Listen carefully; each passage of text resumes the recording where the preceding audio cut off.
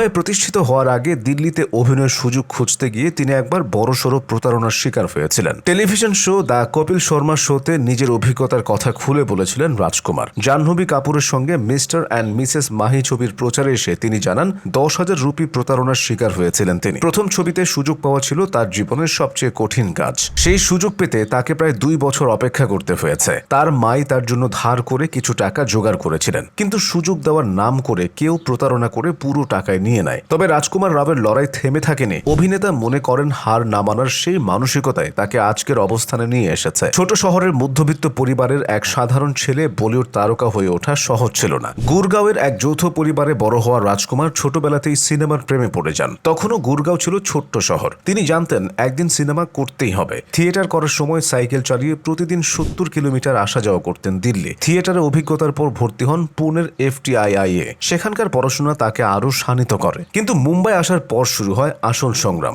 মুম্বাইয়ে আসাটা ছিল ভীষণ কঠিন। অনেক সময় এমন দিন গেছে যখন ব্যাংক অ্যাকাউন্টে ছিল মাত্র 18 রুপি, বাংলাদেশি মুদ্রায় 24 টাকা। দিনে 1 প্যাকেট পার্লে-জি বিস্কুট খেয়ে বেঁচেছে, বলেন রাজকুমার। ভাগ্যিস ফিল্ম স্কুলের কিছু বন্ধু পাশে দাঁড়িয়েছিলেন। বলিউডে প্রায় 1 যুগ কাটিয়ে দিলেন রাজকুমার রাও। পেছন ফিরে দেখলে তার কি মনে হয়? সবচেয়ে বড় মাইলফলকই হলো একজন অভিনেতা হতে পারা।